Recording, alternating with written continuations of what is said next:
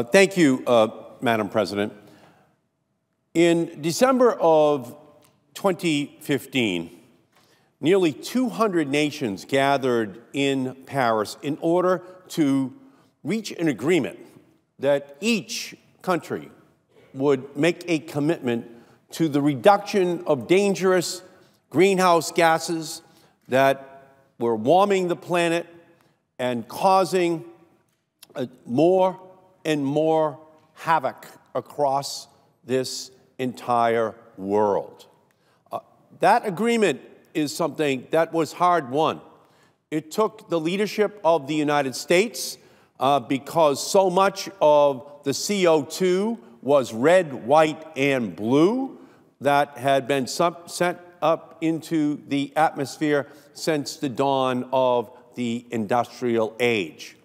It called upon each nation to make a commitment, and they did. The countries making commitments equaled 80% of the world's greenhouse gas emitters. Now, the Trump administration has many advisors telling the president that he should pull out of this Paris Agreement, that he should cede leadership to the Germans, to the Chinese, and to other nations, rather than having the United States continue to be the leader. That would be very dangerous for our country because we would be ceding the leadership in this clean energy revolution to other countries around the planet. Now, there are still many who do not understand the role that this clean energy revolution is already playing inside of our country. We, in 2016, deployed nearly 24,000 new megawatts of wind and solar on our planet. Or to put it another way, in 2005, the total amount of solar energy which was deployed in the United States was 79 megawatts. 79. In 2016, we deployed 14,000 megawatts of new power. Wind last year, we deployed another 8,000 megawatts in our country. We are heading towards a point where we will have an incredible number of people who are working in these industries. Remember, there are no more than 65 to 75,000 people who are still working as coal miners in the United States. In Massachusetts alone, we now have more than 100,000 people who work in the clean energy sector. In wind and solar alone in our country right now, we have 360,000 people who work in those sectors. By the year 2020, if we just continue at the pace at which we have been moving over the last several years, there will be 600,000 people working in the wind and solar sector. That is the future. That is where we should be going. Those are the goals which we should be trying to reach. Instead, what President Trump is saying is that the United States is a technological weakling, that the United States cannot do it, that the United States can't find the capacity to be able to meet this challenge, that we have to give up. The president says he's going to revive the coal industry, a 19th century industry, instead of trying to have the United States be the leader in this world on the production of clean energy technologies. Last night, I was at the Kennedy Library, and we were celebrating the the 100th birthday of President John F. Kennedy. On that occasion, last evening, the library presented to Barack Obama his Profiles in Courage Award. Amongst other things that were cited was his commitment to dealing with this challenge of climate change that is affecting our planet and the role that the United States can and should play in the solving of that problem. President Obama promulgated last year a Clean Power Plan. That Clean Power Plan was intended to reduce greenhouse gases in the utility sector by 32% by the year 2030. President Trump has already said, we can't accomplish that. We can't figure that out. We don't know how to reduce those greenhouse gases. Well, in 1961, President Kennedy said that we were going to put a man on the moon in 8 years and return those pilots back to Earth safely. We had to invent new metals. We had to invent new propulsion systems. President Kennedy said we were not going to do it because it was easy, but because it was hard. We were threatened by the Soviet Union for supremacy in outer space. And President Kennedy challenged our nation to respond to the threat of the Soviet Union. And we won. Now, here we are, nearly 60 years later, with another challenge, a challenge that threatens this planet. And President Trump says that as a nation, we're not up to the challenge. As a nation, we can't figure out how to solve this problem, even though the solutions are already out there and being deployed across this nation. Another example of solutions like wind and solar. Elon Musk has a new all-electric vehicle that is going to cost $35,000 that is going to be deployed next year. 400,000 of these vehicles to be sold.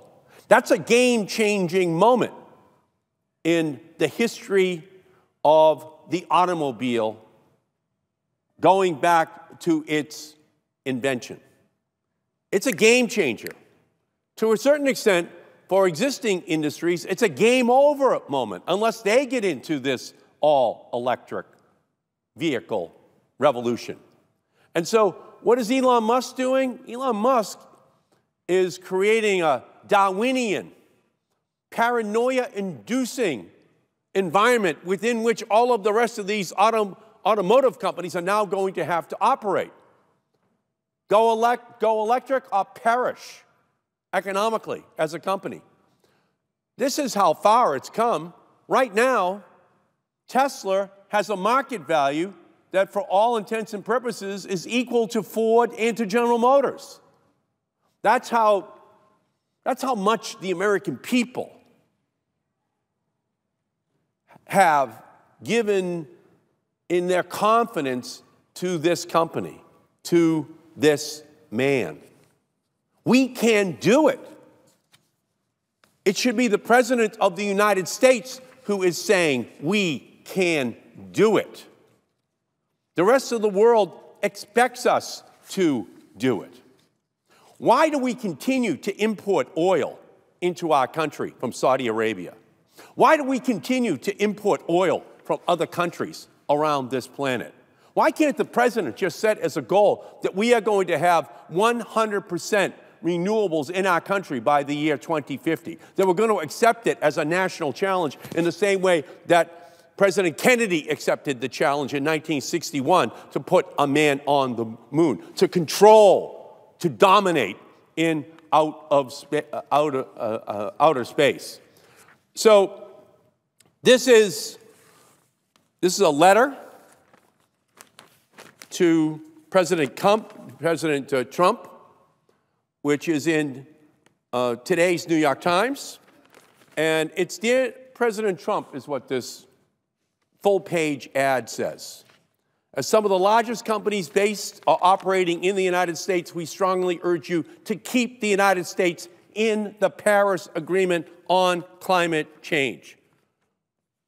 What are the names of these companies? Adobe, Apple, Danfoss, Facebook, Gap, Google, Hewlett-Packard Enterprise, Ingersoll, Intel, Johnson Controls, Mars Incorporated, Microsoft, Morgan Stanley, National Grid, PG&E Corporation, Salesforce, Schneider Electric, Unilever, VF Corporation.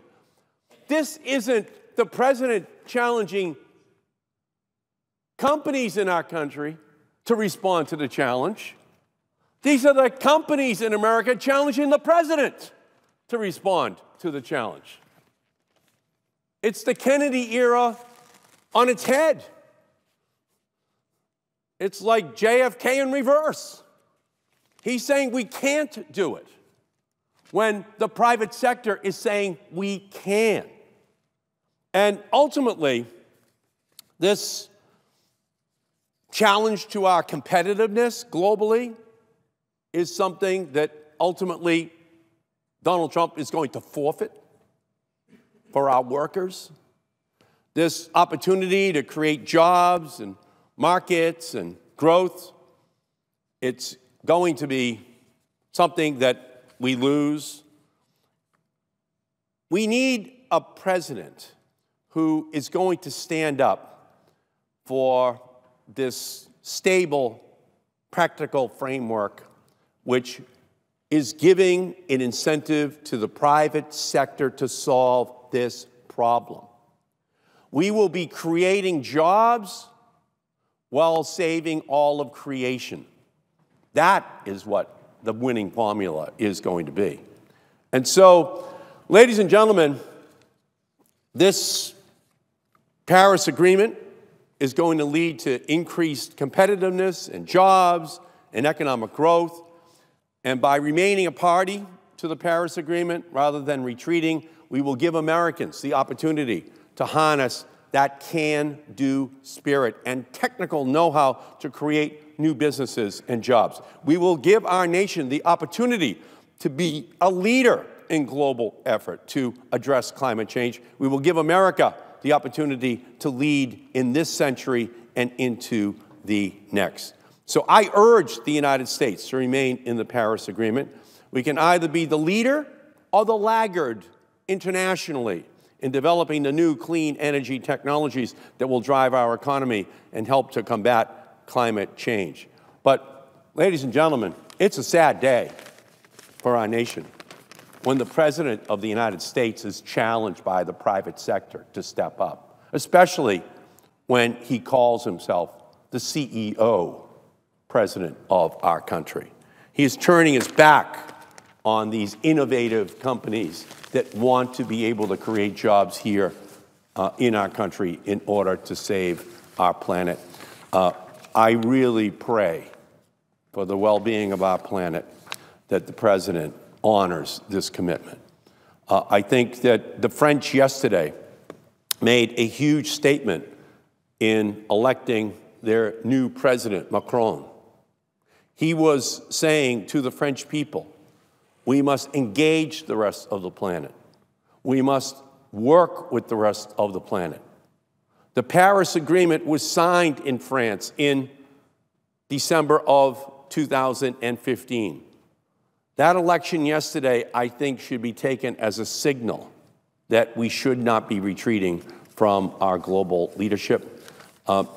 Madam President, I urge this administration to adopt an approach that does unleash further this wind and solar and all-electric vehicle revolution. And with that, I yield back the balance of my time, and I question the presence of a quorum.